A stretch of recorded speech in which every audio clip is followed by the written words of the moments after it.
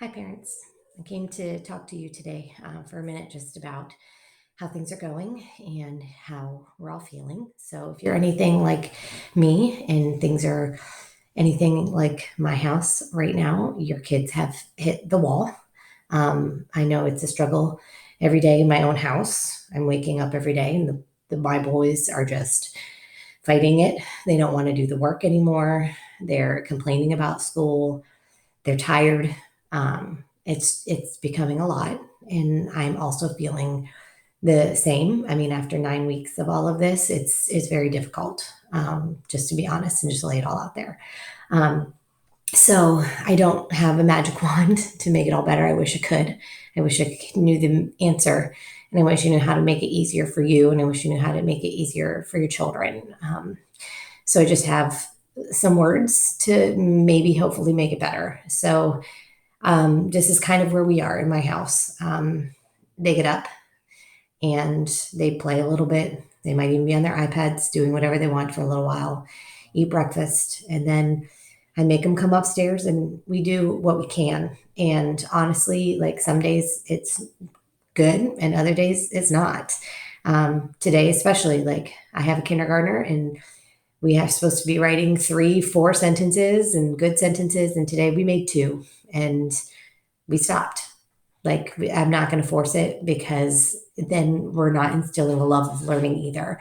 And we'll come back at it another day and hopefully next week it'll be better. And with Carson, I mean, he's in second grade just like your kids. And with Carson, I'm at the point where some of the lessons we fast forward through, to be honest. Like today with the partitioning, he understands it. He knows how to do the fractions. He understands what halves and thirds and fourths are in equal parts. So we fast forwarded through the actual lesson and went straight to the activity. And he was able to complete that independently, very quickly and be done. And it didn't take as long. Um, it's just finding those little ways if you need to. And so, and I'm not saying to skip through that every day. I don't want your children to also understand that, school's not important. It is, but we also have to recognize where we are. And we were starting out strong, and my own kids were starting out strong, but now 9 weeks with no break and remote learning, we are tired. And if you need to take a day off, take a day off.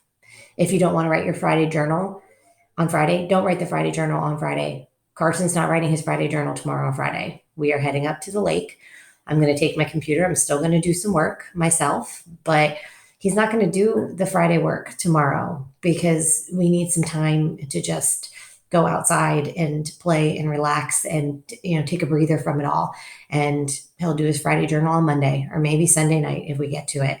And it's okay to give that leeway, and I want to give you that, say that to you out loud so that you don't feel like every day I'm on this end, sitting here saying, why didn't so and so do the work today? Why didn't they get it done? Like, I'm not thinking that. Like, I'm looking at what your child has done and seeing if they understand. And, if one day you want to double up and do a couple days of work back to back, if your child's doing well, suggest it. Say, you know what, you're doing a good job today. How about we do one more, let's do tomorrow's lessons today as well. And then we'll take a break tomorrow and like go outside with your kids. Like, come up with something fun, like take them on a picnic in your backyard or go camping in your backyard or go out and go fishing or, whatever you guys enjoy together, cook together, something. You can always do those kinds of things. Like when your kids get older and look back on this time in their lives, I don't want them to say, yeah, I was stuck in front of a computer and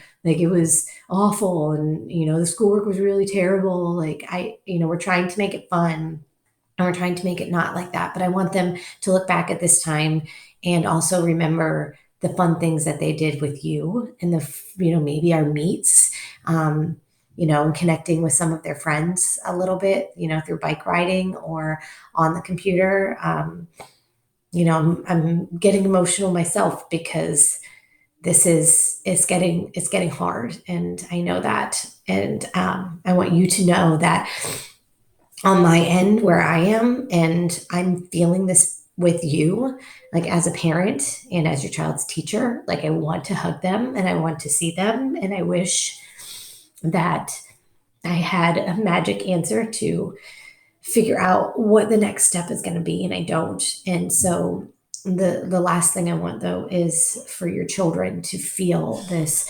frustration and anger and with their lives and things that are happening. So give yourself some grace and take a breather. I don't want them to not do anything, because school is important, but if it means that you take a break for a few hours and try again later, and if you take a break for a whole day, take a break for a whole day. Like, I'm here though if you need to listen, but I just wanted you to have those words from me so that where I am and how I'm feeling too right now with this whole situation. And if that gives you a little bit of peace of mind, then I've done my job, because this is difficult.